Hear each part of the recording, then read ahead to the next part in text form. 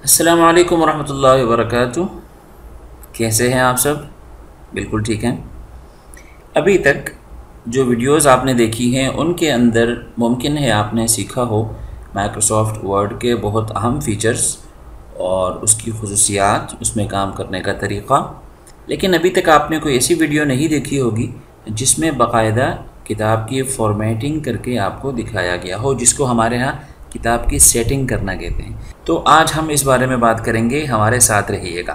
मैं हूँ अता रफ़ी, ये हमारा आज का टॉपिक है। आज मैं इंशाल्लाह लाइव एक किताबचा फॉर्मेट करके बताऊँगा। आगे बढ़ने से पहले ये रिक्वेस्ट मेरी है आपसे एक दो। पहली बात तो ये है कि जो सब्सक्राइब कर चुके हैं मेरे चैनल को, आपका बहुत शुक्रिया। जो नहीं कर सके हैं अभी तक तो बराए करम चैनल सब्सक्राइब कर लें ताकि आपको वीडियोस बर वक्त मिल सकें। और दूसरी रिक्वेस्ट मेरी आपसे ये है कि जब वीडियो आती है तो प्लीज़ प्लीज़ प्लीज़ आप उसको डाउनलोड ना किया करें। ठीक है, आपको थोड़ी आसानी होती है, लेकिन आप ये चीज़ भी जहन में रखें कि इस चैनल पर आपको जो कुछ भी सिखाया जा रहा है इसके पीछे 8-10 साल का तजुर्बा है। और ये वो चीज़ें हैं जो लोग आपसे शेयर नहीं करते, और ये वो चीज़ें हैं जो आपको किसी और चैनल पर नहीं मिलेंगी, और ख़ासकर माइक्रोसॉफ्ट वर्ड के बारे में बिल्कुल नहीं मिलेंगी। तो आपसे ये चीज़ें शेयर की जा रही हैं बग़ैर किसी मुतालबे के, ना आपसे फ़ीस ली जा रही है। ये आपकी सपोर्ट होगी हमारे साथ कि आप हमारी वीडियोस को डाउनलोड किए बग़ैर लाइव देखें, क्योंकि आप डाउनलोड करके देखेंगे तो वो काउंट नहीं होगा, यूट्यूब उसको कुछ नहीं समझता। आप जो लाइव देखेंगे तो उससे हमारे चैनल को फ़र्क पड़ेगा, उससे हमें फ़र्क पड़ेगा, उससे आपको फ़र्क पड़ेगा, और आपके सामने हम बेहतर चीज़ पेश करने के काबिल होंगे। तो इस बात को आप ज़रा सोचिएगा। तो चलिए अपने टॉपिक की तरफ बढ़ते हैं। आज हम इस डॉक्यूमेंट के अंदर एक तो इसको फॉर्मेट करेंगे, और दूसरा इसके अंदर हम बहुत सारे ऐसे काम करेंगे। मुमकिन है आपको कुछ चीज़ें मालूम हो, मुमकिन है आपको कोई चीज़ें मालूम ना हो। तो इस वीडियो को कोशिश करें शुरू से आखिर तक पूरी की पूरी देखें ताकि कोई भी चीज़ आपसे मिस ना हो। इस वीडियो में जो मैं सॉफ्टवेयर इस्तेमाल कर रहा हूँ वो माइक्रोसॉफ्ट वर्ड का 2019 का वर्जन है।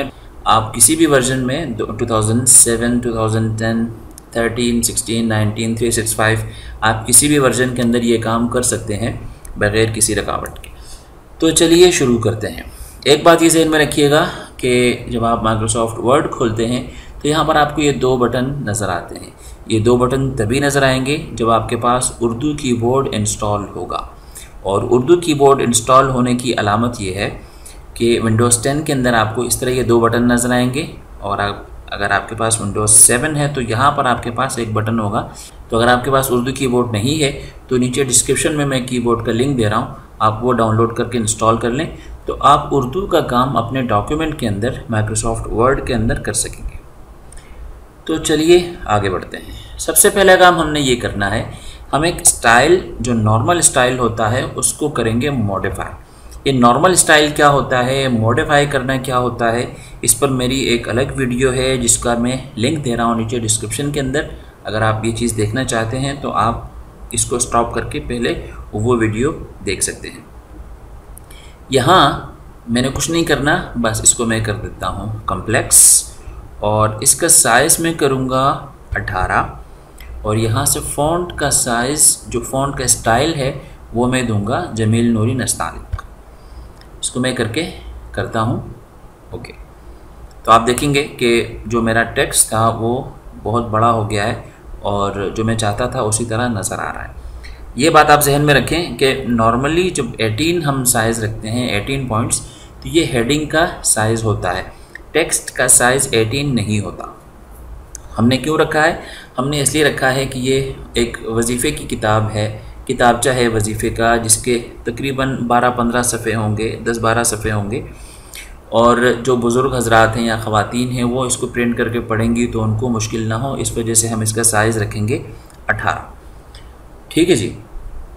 अब हमने कुछ और काम करना है मज़ीद, इसके अंदर मॉडिफाई करेंगे दोबारा, और फॉर्मेट पे जाके मैं इसका डायरेक्शन जो है वो चेंज करता हूँ राइट टू लेफ़्ट। दोबारा मैं अर्ज़ करूँगा कि अगर आपको ये चीज़ें मालूम नहीं है तो परेशान बिल्कुल ना हो, इसके बारे में मेरी पूरी वीडियो है जिसका लिंक मैं दे रहा हूँ, आप वो वीडियो देख सकते हैं। ठीक है। एक काम और मैंने करना है, मॉडिफाई करूँगा मैं और ऑल स्क्रिप्ट्स करके मैं इसका साइज़ कर देता हूँ 80। कुछ चीज़ें थी जो इंग्लिश में लिखी गई थी तो उनका साइज़ भी बड़ा हो गया। ठीक है जी, यहाँ तक बात बिल्कुल ठीक है। अब ये जो ऊपर एक हेडिंग है, हम इसके लिए एक स्टाइल बना लेते हैं, बल्कि बना बनाया स्टाइल हम एडिट करेंगे, मॉडिफाई। यहाँ भी वही चीज़ है कि इस पर मेरा वीडियो लेक्चर मौजूद है, उसका लिंक मैं दे देता हूँ। अगर आप कंफर्म नहीं है कि ये क्या हो रहा है तो आप नीचे एक वीडियो होगी हेडिंग के बारे में, आप उसको देख लीजिएगा तो आपको सारी बात समझ में आ जाएगी कि हेडिंग क्या होती है और इसको क्यों इस्तेमाल किया जाता है, क्या बातें होती हैं, सारी चीज़ें वहाँ मौजूद हैं। ठीक है जी।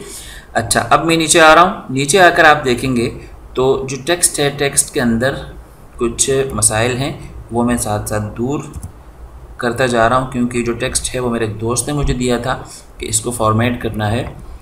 और ये बड़ी अच्छी बात होती है कि आप जब किसी क्लाइंट के लिए काम कर रहे होते हैं तो उनसे इजाज़त ले ली जाए, इजाज़त लेकर कि आपके डॉक्यूमेंट में ये मसाइल हैं, क्या मैं दूर कर सकता हूँ। तो बाज़ लोग इजाज़त दे देते हैं, बाज़ नहीं देते। अगर आपको इजाज़त मिल जाती है तो इन चीज़ों को दूर करना अच्छी बात होती है। तो यहाँ पर मेरा ख़्याल में इन 3 डॉट्स की ज़रूरत नहीं है, तो इसको मैं हटाकर इसको मैं ऊपर ले आता हूँ और यहाँ भी फुल स्टॉप लगा के इसको पैराग्राफ बना देता हूँ जी। यहाँ तक एक पैराग्राफ हो गया। और ये हिम्मत की हाँ दूसरी वाली होनी चाहिए।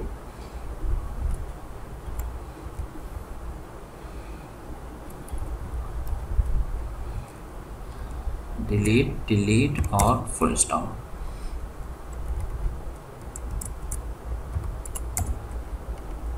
ठीक है, यहाँ मैं ज़्यादा तफसील आपको नहीं बता रहा क्योंकि आप समझ रहे हैं मैं क्या कर रहा हूँ। और ये जो जुमला है इसको लिखने की ज़रूरत नहीं है, क्योंकि जिसको पसंद आएगी ये चीज़ तो वो लाजमन शेयर करेंगे अपने जानने वालों के साथ। ठीक है जी। तो यहाँ तक हो गया इसका तारुफ या तमहीद जिसको कहते हैं। अब हम चलेंगे दुआओं की तरफ। ये दुआएं दर हकीकत कुरान करीम की आयात हैं। तो हमने क्या करना है, एक स्टाइल बनाना है इन आयात के लिए ताकि ये आयात हमें उस फ़ॉन्ट के अंदर नज़र आए जो कुरानिक फ़ॉन्ट होता है। तो चूँकि ये किताबचा हम बना रहे हैं पाकिस्तान और हिंदुस्तान के अहबाब के लिए, तो हम फ़ॉन्ट भी वही इस्तेमाल करेंगे जिस फ़ॉन्ट के हमारे लोग आदी होते हैं। ठीक है, तो इसके लिए हम एक नया स्टाइल बनाएंगे। नया स्टाइल कैसे बनाते हैं दोबारा मैं अर्ज़ करूँगा कि इस पर मैं वीडियो नीचे डिस्क्रिप्शन में लिंक दे रहा हूँ, आप ये सारी तफसीलात वहाँ देख लें। अगर ये तफसीलात मैं यहाँ बताने लग जाऊँ तो वीडियो बहुत तवील हो जाएगी। तो नया स्टाइल है, इसका मैं नाम रख देता हूँ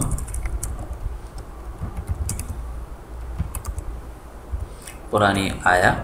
आप कुछ भी नाम रख सकते हैं अपने स्टाइल का, बस इसका फ़ॉन्ट जो है वो हम रखेंगे अलक़लम कुरान मजीद और इसको हम कर देते हैं ओके। बज़ाहिर कोई तब्दीली होती हुई नहीं नज़र आएगी आपको। अब हम क्या करेंगे, तमाम जो आयात हैं उनको हम सेलेक्ट करेंगे। ठीक है, इस वक्त मैंने क्या किया है, कंट्रोल शिफ्ट मैंने दबाया हुआ है और साथ में मैं डाउन एरो दबा रहा हूँ। सिलेक्शन क्या होता है, कैसे करते हैं माइक्रोसॉफ्ट वर्ड के अंदर, इसकी ज़रूरत क्यों पड़ती है, इस पर मैंने पूरी एक वीडियो बनाई हुई है, उसका लिंक मैं दे रहा हूँ नीचे डिस्क्रिप्शन में। प्लीज़ आप वो वीडियो देख लीजिए ताकि आपका कंसेप्ट इस बारे में क्लियर हो जाए। तो जितनी भी आयात हैं उन सब को मैं सिलेक्ट कर रहा हूँ इसी तरीके से। कंट्रोल शिफ्ट मैंने दबाया हुआ है और बिल्कुल आखिर तक जाकर मैं इसको सेलेक्ट कर लूँगा। आखिरी जो उर्दू लिखी हुई है मैं उसको सेलेक्ट नहीं कर रहा हूँ, सिर्फ आयात को सिलेक्ट करके जो स्टाइल मैंने बनाया था मैं उसको एक दफ़ा क्लिक कर रहा हूँ। तो आप देख रहे हैं कि स्टाइल अप्लाई नहीं हुआ, फ़ॉन्ट तब्दील नहीं हुआ। क्या वजह है, हम स्टाइल को चेक कर लेते हैं जाके। स्टाइल को मॉडिफाई कर रहा हूँ जी, तो मुझसे ये गलती हुई, जो लैटिन स्क्रिप्ट है उसका स्टाइल मैंने तब्दील किया है, कम्प्लेक्स का तब्दील नहीं किया। तो तो कॉम्प्लेक्स और ये लैटिन क्या होता है, जो वीडियो है नॉर्मल स्टाइल के बारे में जो वीडियो आपको मैंने बताई थी उसके अंदर ये सारी चीज़ें मैंने डिस्कस कर दी हैं। तो अब मैं ओके करूँगा तो अब जो आयात हैं वो आप देख रहे हैं कि बिल्कुल सही नज़र आ रही हैं। अच्छा जी, बिस्मिल्लाहिर्रहमानिर्रहीम को भी मैं सेलेक्ट करके दबाऊँगा शिफ्ट बी। शिफ्ट बी दबाने से क्या होगा, जो एक तोरा होता है बिस्मिल्लाहिर्रहमानिर्रहीम का वो हमारे सामने मौजूद होगा, वो हमारे सामने आ जाएगा। और ये जो बिस्मिल्लाह है इसको मैं कर देता हूँ सेंटर। तो फ़ॉन्ट मैंने तब्दील कर दिया इसका। तो बिस्मिल्लाहिर्रहमानिर्रहीम अल क़लम कुरान मजीद में जो बिस्मिल्लाह होती है वो इस तरह लिखी जाती है। बहरहाल अभी आप देख रहे हैं कि तमहीद भी हमारी ठीक है और बिस्मिल्लाहिर्रहमानिर्रहीम भी ठीक है, लेकिन आप ये देख रहे हैं कि हर आयत के बाद आ रहा है एक गैप, एक लाइन की जगह आ रही है। तो हमें इस लाइन को ख़त्म करना है, ये जो इजाफ़ी स्पेस आ रहा है हमें इसको ख़त्म करना है। अगर हम इनफरादी तौर पे स्पेस ख़त्म करेंगे तो हमें लगेगा टाइम। तो इसके लिए हम क्या करते हैं, माइक्रोसॉफ्ट वर्ड का एक फ़ीचर होता है जिसको कहते हैं मैक्रो। हम मैक्रो इस्तेमाल करेंगे। मैक्रो क्यों इस्तेमाल किया जाता है, मैक्रो क्या होता है, इस पर भी वीडियो मौजूद है, उसका लिंक भी आप डिस्क्रिप्शन में देख सकते हैं। मुख्तसर तौर पर मैं अर्ज़ करूं कि मैक्रो हम तब इस्तेमाल करते हैं जब आपको एक काम बार बार करना पड़े, एक काम रिपीटेडली आपको करने की ज़रूरत हो, तो आप वो काम एक दफ़ा करते हैं और माइक्रोसॉफ्ट को कहते हैं कि आप इस चीज़ को रिकॉर्ड कर लो, इन एक्शंस को रिकॉर्ड कर लो जो मैं कर रहा हूँ। ठीक है, जब वो रिकॉर्ड कर लेता है तो बाद में हम वर्ड को कहते हैं कि अब आप उन तमाम एक्शंस को दोहराओ जो आपने रिकॉर्ड किए। व्यू के टैब में जाएं और यहाँ पर मैक्रोस के अंदर आकर रिकॉर्ड मैक्रो पे क्लिक करें। ये कहेगा नाम आप दे दें, मैं इसका नाम दे रहा हूँ सी जी का मतलब होता है कंट्रोल जी। मैं अपनी सहूलत के लिए जब मैं कोई मैक्रो बनाता हूँ, आर्जी तौर पे मैक्रो बनाने की ज़रूरत पड़ती है मुझे, तो उसको मैं नाम देता हूँ सी जी यानी कंट्रोल जी। और इसको मैं कहता हूँ कीबोर्ड, ताकि कीबोर्ड से मैं शॉर्टकट भी दे सकूं। मैंने इसको कह दिया कि जब मैं कंट्रोल जी दबाऊं तो तुम इस मैक्रो को चलाना, इन एक्शंस को दोहराना। कर देता हूं एंटर, दोबारा एंटर करूंगा तो अब आप देख रहे हैं एक कैसेट सा आपको नमूदार होता हुआ नज़र आएगा मेरे जो पॉइंटर है माउस पॉइंटर के नीचे। इसका मतलब ये है कि अभी माइक्रोसॉफ्ट वर्ड मेरे एक्शंस को रिकॉर्ड कर रहा है। अब मैंने क्या करना है, अब मैंने ये करना है, अब मैं जो भी बटन दबाऊंगा या माउस का जो भी क्लिक करूंगा तो वर्ड उसको रिकॉर्ड करेगा। तो अब मैं वर्ड को कहता हूँ कि तुम एक दफ़ा डिलीट का बटन दबाओ और नीचे आ जाओ, बस इतना सा। और यहाँ जाकर मैं करता हूँ वर्ड को, जो मैक्रो है उसको कहता हूँ रिकॉर्डिंग बंद कर दो। तो मैंने इसको बताया, माइक्रोसॉफ्ट वर्ड को मैंने ये कहा कि तुम डिलीट का बटन दबा के एक दफ़ा नीचे आ जाना और बार बार तुमने ये काम करना है। और आपको याद होगा कि मैंने इसकी शॉर्ट की दी थी कंट्रोल जी।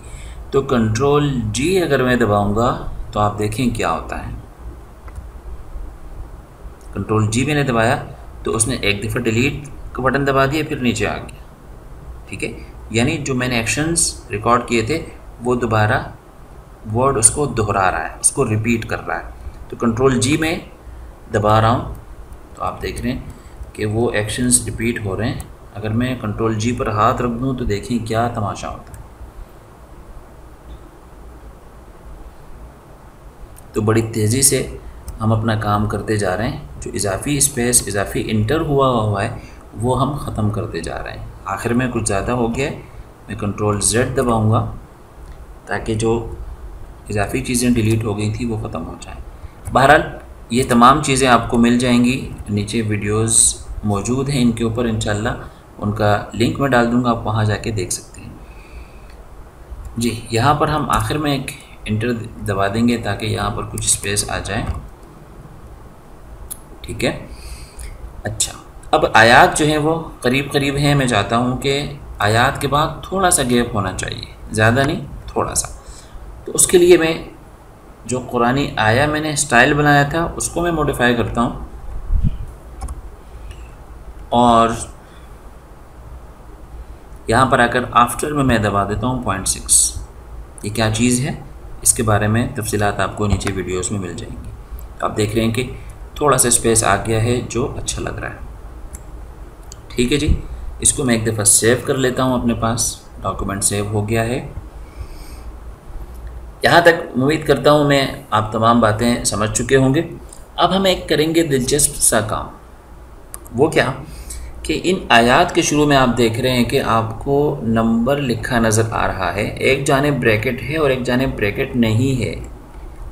तो अब हम क्या करेंगे, हम इन नंबर्स को ख़त्म करेंगे और माइक्रोसॉफ्ट वर्ड की ऑटोमेटिक नंबरिंग इस्तेमाल करेंगे। तो आप सोच रहे होंगे कि हम एक एक नंबर को हम डिलीट करेंगे और ये काम तो बड़ा वक्त ज़ाया हो रहा है, तो हम इसको ऐसे ही रहने दें। नहीं, हम क्या करेंगे, हम इसके लिए बनाएंगे एक मैक्रो। मैक्रो के बारे में आपने अभी देखा। दोबारा हम मैक्रो रिकॉर्ड करेंगे और इसका नाम मैं रखूँगा कंट्रोल जी, वही सी जी क्यों रखूँगा, क्योंकि मुझे पिछले मैक्रो की ज़रूरत नहीं है, तो दोबारा मैं इसको वही कंट्रोल जी दूंगा और मैं ये करता रहता हूँ क्योंकि मुझे बहुत ज़्यादा मैक्रोस की ज़रूरत पड़ती है।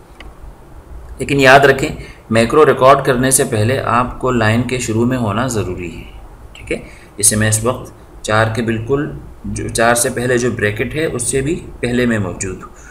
तो मैं एक दफ़ा डिलीट का बटन दबाऊंगा, दोबारा मैं डिलीट का बटन दबाऊंगा। तो वर्ड ने 2 दफ़ा नोट कर लिया कि 2 दफ़ा डिलीट का बटन दबाया गया है। और फिर मैं दबाता हूँ कंट्रोल डाउन एरो, कंट्रोल और नीचे तीर का निशान। इससे क्या होगा कि मेरा जो कर्सर है वो निचली लाइन के बिल्कुल शुरू में आ जाएगा। बस इतना करके मैंने क्या करना है, अपने मैक्रो को स्टॉप कर देना है। मैक्रो स्टॉप हो गया। अब मैं दबा रहा हूँ कंट्रोल जी, तो आप देखें क्या हो रहा है, ब्रैकेट और नंबर को मिटाकर मेरा जो कर्सर था वो नीचे आ गया है। अब मुझे अपने मैक्रो में थोड़ी सी तब्दीली करनी होगी। क्यों करनी होगी? क्योंकि पहले मैं दबा रहा था 2 दफ़ा डिलीट का बटन, अब मुझे 3 दफ़ा दबाना है, तो मुझे मैक्रो दोबारा रिकॉर्ड करना होगा। मैं इसको कहता हूँ record macro C G control G, enter 1 2 3, control down arrow, macro stop. अब आप देखें कि कंट्रोल जी में दबाता जा रहा हूँ। याद रखें, आपने डिलीट का बटन इतनी दफ़ा दबाना है जितनी कैरेक्टर्स आपको डिलीट करने हो। अगर 3 कैरेक्टर्स डिलीट करने हैं तो आप 3 दफ़ा दबाएंगे, 2 कैरेक्टर्स आपने डिलीट करने हैं तो 2 दफ़ा आप डिलीट का बटन दबाएंगे। क्योंकि अगर आपने ज़्यादा दफ़ा बटन दबा दिया डिलीट का तो मुमकिन है आपकी चीज़ भी डिलीट हो जाए, आपका टेक्स्ट भी डिलीट हो जाए। इसलिए इस चीज़ का हमें ख्याल रखना है। तो मुझे भी यकीन है कि यहाँ पर जितने भी नंबर्स हैं वो 2 नंबर हैं और एक ब्रैकेट है, तो मुझे इंशाल्लाह कोई ख़राबी नहीं होगी। इसलिए मैं देख भी रहा हूँ और कंट्रोल जी में मुसलसल दबा रहा हूँ। मैं कंट्रोल जेड कर देता हूँ, यहाँ कोई मसला होता हुआ मुझे नज़र आ रहा है जी। बज़ाहिर ये अल-अहक़ाफ़ है, तो मैं आखिर में आके इसको दुरुस्त कर देता हूँ ताकि बाद में कहीं ये रह न जाए मुझसे।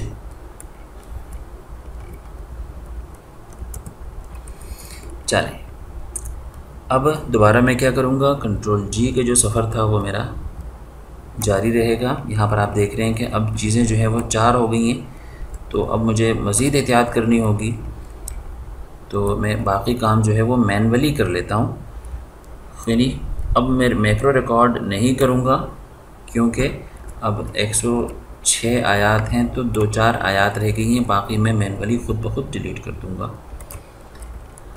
बहुत एहतियात के साथ मैं देख रहा हूँ और अपना काम करता जा रहा हूँ। आपको मैंने बताया था कि मैक्रो हम तब रिकॉर्ड करते हैं जो हमें एक ही काम बार बार रिपीट करना होता है। तो अब यहाँ पर कुछ चीज़ें रह गई थी, तो फिर मुझे ज़रूरत नहीं रही कि मैं बाकायदा एक मैक्रो रिकॉर्ड करूँ। चलिए, अब हम अगला काम करेंगे, इनको हम देंगे ऑटोमेटिक नंबरिंग। मैं डॉक्यूमेंट के शुरू में आ गया हूँ। अब आप देख रहे हैं कि ये जो टेक्स्ट था मेरा, जो आयात थी, हमने इनको क्या करना है, ऑटोमेटिक नंबरिंग देनी है। तो हम क्या करेंगे, सीधा सीधा इसको सिलेक्ट करेंगे। सिलेक्ट करने के लिए वही मैं शिफ्ट का बटन दबाऊंगा और डाउन एरो दबा के रखूँगा जहाँ तक मुझे सिलेक्शन करनी है वहाँ तक मैं सिलेक्शन करके होम टैब के अंदर आकर मैंने दबाना है नंबरिंग। नंबरिंग में दबा रहा हूँ तो आप देख रहे हैं कि बड़ी स्मूथ सी नंबरिंग आ गई है और मेरे ख़्याल में मुझे इसमें तब्दीली नहीं करनी चाहिए। वैसे तो किताबों के अंदर ये नंबरिंग इस्तेमाल नहीं होती उर्दू किताबों के लिए, लेकिन आम तौर पर लोग जो है वो इन नंबर्स को समझते हैं, तो हमें इसको नहीं छेड़ना होगा। ठीक है जी। अच्छा, यहाँ पर एक काम और मैं करना चाहता हूँ। यहाँ पर आप देख रहे हैं कि जो फासला है यहाँ पर 10 के बाद से बढ़ रहा है और 9 के बाद से फासला कम है। मैं चाहता हूँ कि ये सारा फासला एक ही तरह का रहे। तो यहाँ पर मैं कुछ काम करूँगा। ये जो फर्स्ट इंडेंट है इसको मैं थोड़ा सा आगे कर देता हूँ और इसको मैं थोड़ा सा कर देता हूँ पीछे।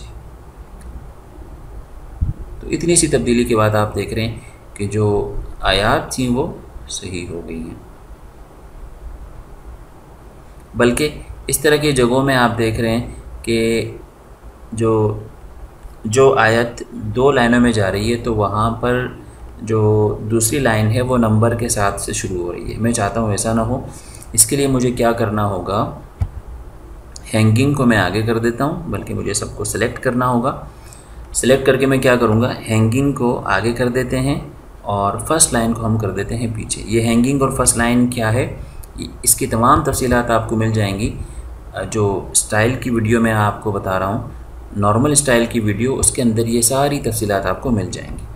तो एक दफ़ा मैं सेलेक्ट कर रहा हूँ, कंट्रोल शिफ्ट एंड का बटन दबाऊँगा तो मेरी सारी आयात सेलेक्ट हो गई है और यहाँ पर आकर मैं देखूँगा कि वो आयात जो 2 लाइनों पर जा रही है। यहाँ आकर मैंने क्या करना है, हैंगिंग को मैं कर रहा हूँ आगे और फर्स्ट लाइन को करूँगा मैं पीछे।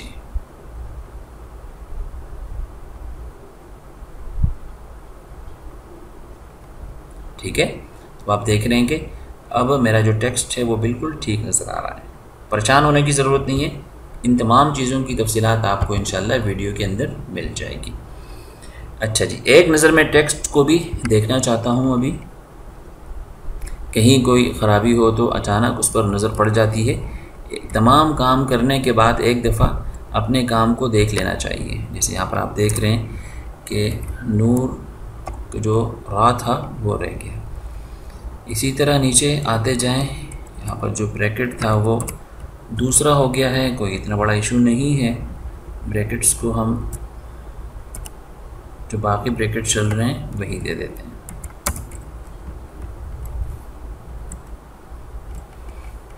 अनकबूत का जो ब्रैकेट था वो भी उल्टा हो गया है।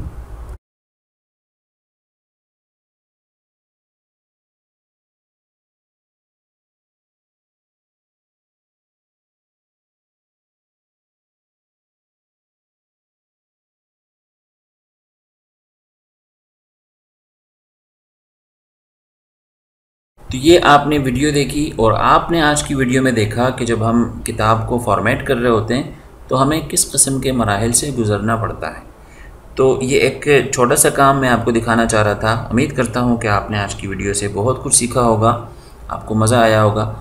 और ये भी मैं आपसे कहना चाहूँगा कि भाई मैं आपके तमाम जो कमेंट्स होते हैं वो मैं पढ़ता हूँ और जहाँ मुझे लगता है कि जवाब देने की ज़रूरत है तो मैं वहाँ जवाब भी देता हूँ। तो भाई आप अपने कमेंट्स में अपनी राय दें और कोई सवाल हो तो ज़रूर पूछें और मुझे अपनी दुआओं में याद रखें। नेक तमन्नाओं के साथ मैं हूँ आपका अता रफ़ी। अस्सलाम वालेकुम।